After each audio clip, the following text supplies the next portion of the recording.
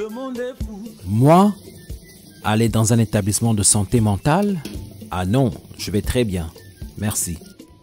Ah, mon Kylian, du Boma, le monde est fou, le monde est fou. Enfin, c'est ce que je me disais. Jusqu'à ce que je réalise que je parle seul dans la rue en rigolant à mes propres blagues. Bref, aujourd'hui, je vous emmène avec moi dans une aventure absolument fascinante. Au fait, je suis venue ici pour avoir quelques réponses aussi. Une journée de consultation gratuite au CNPP à l'occasion de ses 50 ans d'existence. Je suis venu me faire consulter. Naïf Sagibine Nakoya. Entrons, allons voir mes nouveaux amis. J'ai vu du tout. Du mec qui parle au mur, à la dame qui répète « Je suis en paix, je suis en paix », tout en serrant son sac comme si c'était un lingot d'or. Et moi, au milieu, à me demander si je suis ici pour filmer ou pour rester. Vous savez ce qu'on dit, non? Une fois que tu y entres, tu n'en sors plus. Bah, c'est du n'importe quoi. L'image des asiles psychiatriques des films d'horreur a marqué l'imaginaire collectif. Pourtant, la plupart des consultations en santé mentale sont temporaires et visent à améliorer le bien-être du patient, pas à l'enfermer à vie.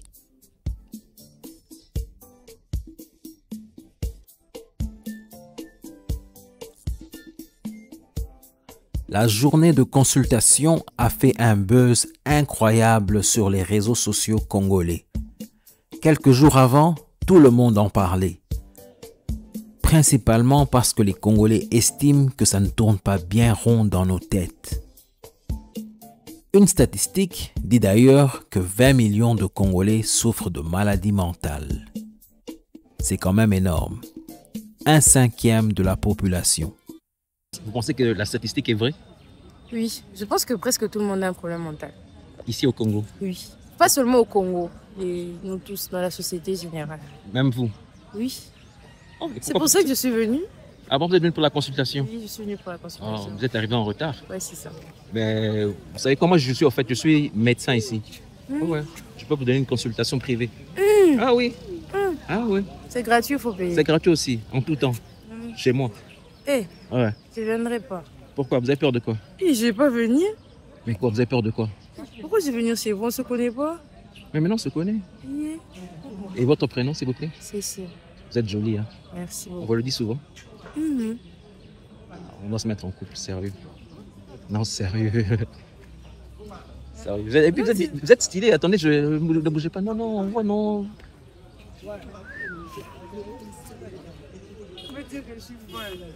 Non, vous n'êtes pas folle du tout. Vous êtes très cool, au fait. Sincèrement, j'apprécie votre façon d'être. Non, sincèrement. Et on fait un petit coucou à monsieur quand même. Est-ce que lui aussi, il est fou, monsieur? Monsieur? Ouais, il est fou aussi. Qui, monsieur, mon père? Bon, monsieur, Mon père est pas fou, il est très quand vous entendez parler de monsieur, vous pensez à quoi? Mon père. Là, vous êtes folle, sincèrement. Vous avez raison, vous êtes folle. Faut m'insulter. Hein. Non, non, mais vous avez dit vous-même que vous êtes folle, non? Pas folle, mais vous avez un problème mental, excusez-moi. Ah, donc quand vous entendez parler de monsieur, pour vous, c'est votre papa. Madame, boni monsieur. Oh, papa Zabi Azanandaku. T'as baladé, donc c'est cas. Ah. Comment vous avez pris connaissance de l'événement d'aujourd'hui? J'ai vu ça sur le statut d'une amie. Les gens en parlent trop, hein?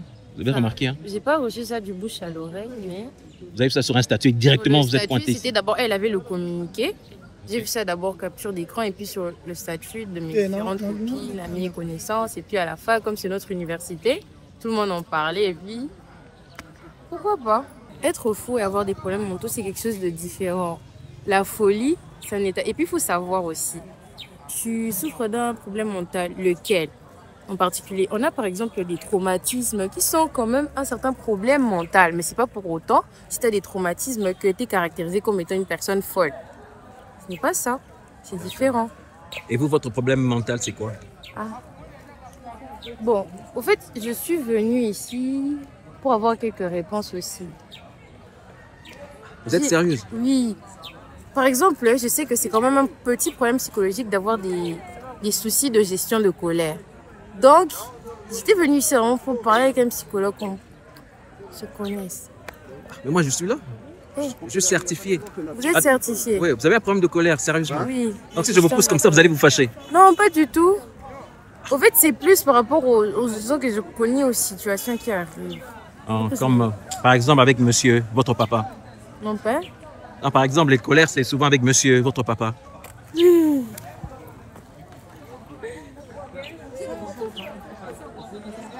Non, mais répondez. Les colères avec mon père. Monsieur, mon père. C'est rare qu'on se mette en colère, quand même. Mais avec monsieur, ça arrive. Hein. Avec monsieur. Ah, tu veux seulement dire. Non, Bon, non, avec monsieur, ça arrive souvent. D'accord. J'aimerais qu'on garde contact, hein, sincèrement. Eh, À partir d'aujourd'hui, vous et moi, on est amis. bien. Bon, d'accord. C'est bon, hein? Oui, d'accord. Demandez-moi mon nom, non? Mais donne-moi ton blasco. Moi, c'est Tonton Laval. Tonton Laval, sur Insta. Parce Ouais, que j'ai pas TikTok. Ah, vous n'avez pas TikTok. Sur YouTube. Oui, je peux. YouTube, Voilà, sur YouTube, c'est oui. Tonton Laval. Tonton Laval. Mon blaze. D'accord. Il n'y a aucun français. C'est où que vous avez appris ce genre de français? C'est à qui on ne parle pas comme ça? Mon blaze, mon blaze. C'est l'école, la télévision, les livres, Non, ok, les n'importe quoi. réseaux. Non, ok, n'importe quoi. Si un jour on vous donnait le choix d'aller en Europe, vous choisirez quel pays? Je vais aller au Japon. Pourquoi le Japon? J'aime le Japon. J'aime la culture, les mangas, tout ça. J'aime le pays. À tous ceux qui veulent venir se faire consulter ici, qu'ils ne croient pas à tous les préjugés qu'on peut voir sur les réseaux sociaux, notamment avec toutes les informations qu'on a reçues et tout.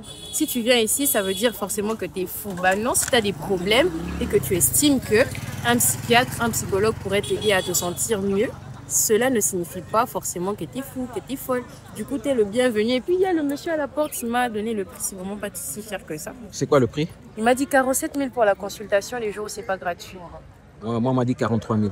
Ah, il m'a menti. Ouais.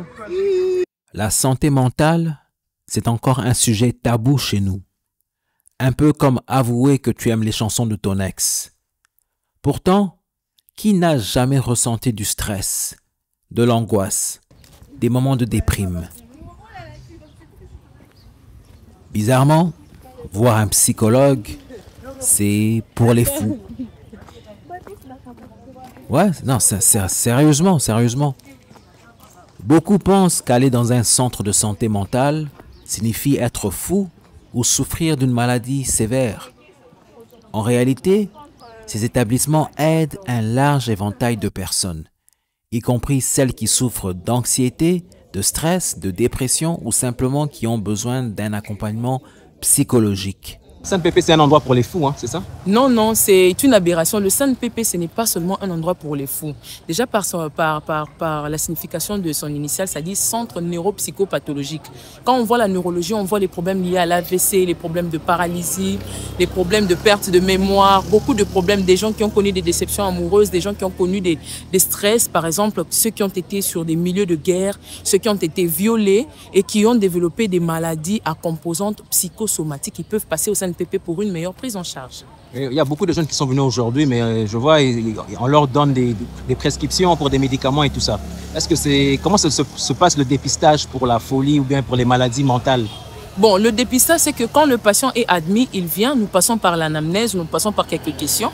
Et c'est alors que par notre anamnèse, on va découvrir si la personne est vraiment malade mentale, ou soit il ne l'est pas, ou soit il a une maladie à composante neurologique. Donc c'est un peu ça.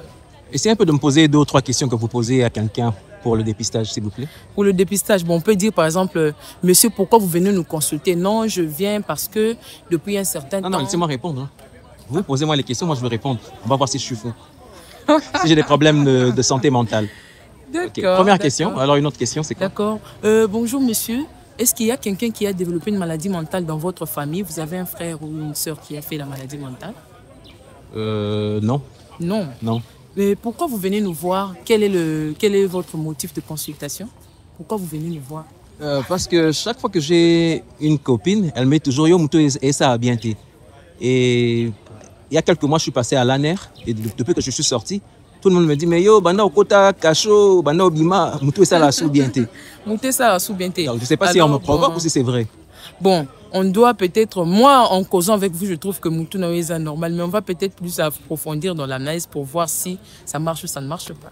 D'accord. Est-ce qu'il y a des fous qui sont internés chez vous? Oui, oui, nous avons bel et bien des fous qui sont internés dans les pavillons. Pour preuve, on a une folle qui est au pavillon ouvert aux femmes, qui s'appelle Marie-France, qui est ici. Elle réside ici, elle est internée depuis l'époque du président Mobutu. Donc ici, il y a une meilleure prise en charge de ceux qui sont internés. Mais simplement, ce que l'on regrette, c'est qu'à des fois, elle manque des produits, elle manque à manger, elle manque de vêtements. Et donc, c'est ce qui fait un peu des désarts. Est-ce que la folie est une maladie qui peut être guérie? Si, la folie est une maladie qui peut être guérie parce que c'est juste, tu vois, par exemple, c'est un déséquilibre qui vient. Mais ça arrive aussi dans des cas où la folie ne peut pas être guérie. Donc, vous êtes fou ad vitam. C'est irréversible. Mais il y a des cas, quand c'est au début, quand on diagnostique la maladie aussitôt, on peut vous donner des produits et vous pouvez remédier et être stable et ensuite être réadapté dans la société. Si par exemple vous étiez avocate, après avoir connu un trouble mental suite par exemple à une déception amoureuse, on peut vous traiter et puis alors et après vous stabiliser, ensuite vous réadapter dans votre travail que vous étiez en train de faire avant. D'accord. Il y a une statistique qui circule disant que 20 millions de Congolais ont un problème de santé mentale. Oui, bon, ça c'est une statistique que les professeurs d'ici ont fait. Mais jusque-là, l'État congolais n'a pas eu encore cette occasion, cette opportunité ou ce dévouement-là de le faire. Parce que là, nous avons qu'une statistique de 20 millions. Mais qu'est-ce qui dit qu'on n'a pas plus de 20 millions? Vous voyez, 20 millions, oui, ça c'est une probabilité. Mais comment ils ont fait pour arriver à ce chiffre-là? Parce que... Ils ont fait pour arriver à ce chiffre-là, c'est généralement pendant qu'on fait les consultations. Nos boxes de consultation peuvent constituer des sources de recrutement ou de recensement pour essayer de dénombrer le nombre de fous. Donc, peut-être par rapport au nombre de patients qu'ils reçoivent ici au SANPP, ils ont pu quantifier. Mais ça, ce sont les gens qui sont venus ici. Mais qu'en est-il de ceux qui ne sont pas venus et qui circulent dans la rue? Ceux qu'on n'a pas pu atteindre. Donc, nous pensons que si l'État peut, de son côté, penser à ça, à mettre son appui sur le centre neuropsychiatrique. Par exemple, nous n'avons que le centre neuropsychiatrique pour toute la RDC qu'ici à Kinshasa. À Lubumbashi, il n'y a pas de centre neuropsychiatrique dans toutes les différentes provinces. Pour preuve, nous voyons nos amis quitter les différentes provinces pour venir faire leur stage de centre neuropsychiatrique ici à Kinshasa. Donc, si l'État congolais peut penser à créer d'autres centres neuropsychiatriques, ici à Kinshasa, il y en a 2 ici à Maluku, mais créer encore ces centres dans différentes provinces, je pense que ça sera une bonne chose.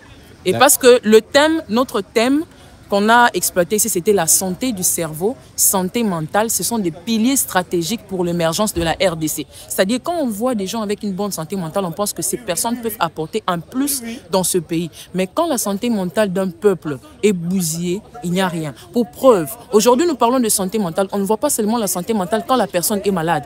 Prenons déjà la dimension de la santé mentale dès la conception. Une femme qui tombe enceinte, qui n'est pas dans les bonnes conditions, nous pensons qu'elle est sous stress. L'enfant qu'elle porte en elle peut à la longue développer des maladies mentales parce que la maman n'était pas dans un milieu favorable pour le bon développement de l'enfant. Par exemple, une femme qui est malnutrie, qui n'a pas assez d'acide folique en elle et qui conçoit un fœtus, ce fœtus ne va pas beaucoup puiser d'acide folique pour bien former son système nerveux central. Et demain, ce sont des gens qui peuvent développer des troubles neurologiques, des malformations cérébrales ou soit la folie à la longue. Donc, santé mentale à différents niveaux, dès la conception jusqu'à toutes les échelles.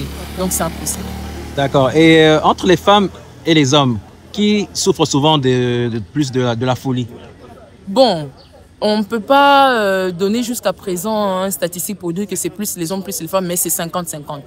Ça, c'est selon le constat que j'ai fait, c'est vraiment proportionnel. C'est vraiment moitié-moitié? Moitié-moitié. Ah, ça veut dire que c'est plus les hommes, parce que sur Terre, il y a beaucoup plus de femmes que d'hommes. Donc si vous avez... Non, c'est faux. Il y a beaucoup plus de femmes que des hommes. Ouais. Même quand vous allez dans les hôpitaux, pour les naissances vivantes, vous allez trouver qu'il y a plus de filles, de naissances des filles que des hommes. Exactement. Et donc, ça, c'est tout à fait normal. Donc ici, si vous avez égal, ça veut dire que les hommes ont plus de problèmes, parce que si ça reflétait le monde réel, il y aurait plus de femmes. Oui, les hommes ont plus de problèmes, comme vous l'avez dit.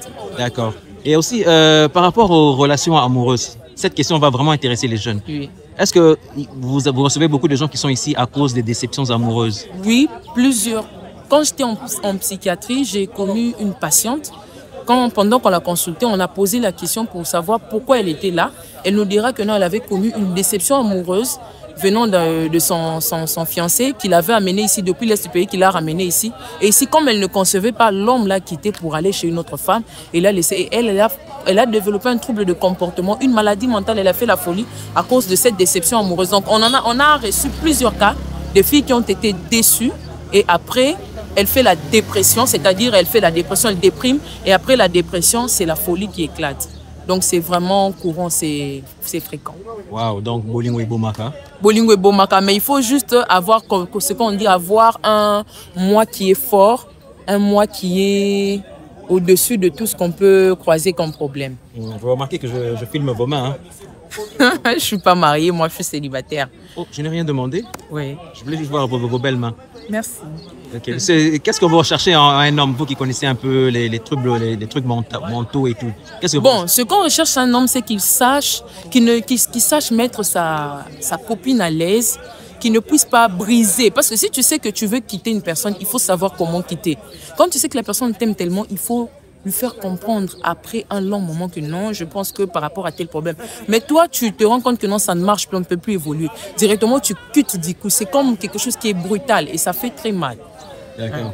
Et je devine que vous ne pouvez jamais souffrir d'une maladie mentale à cause de l'amour. Je ne peux pas parce que je suis médecin, on m'a enseigné, je connais les conséquences. Comme je connais les conséquences de ma formation, je ne peux pas le faire et j'ai des mécanismes de résilience. La résilience, c'est quoi? Peut-être après une déception amoureuse ou un problème qu'on a connu, un stress, on sait comment s'en sortir. Donc moi-même, j'enseigne aux gens, donc je suis capable de me faire ça. Mais un de vos mécanismes, ça peut aussi être ne pas vraiment aimer.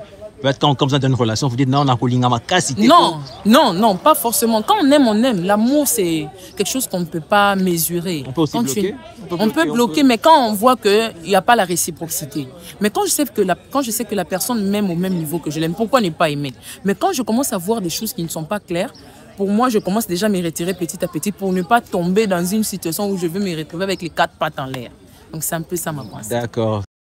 Finalement, la visite était plus utile que prévu. J'ai appris que parler de ses problèmes, c'est gratuit.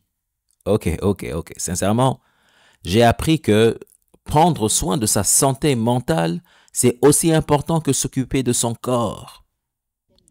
Et qu'on ne donne même pas un diagnostic du genre possédé niveau 3. Sauf qu'à tout celui qui me demande mon diagnostic, je réponds folie dormante. Et vous êtes étudiante à l'UNIKIN? Oui. Je réponds au nom de Déborah Lo, c'est Salama. Like, abonne-toi et partage. Sinon, je prends rendez-vous pour toi la prochaine fois.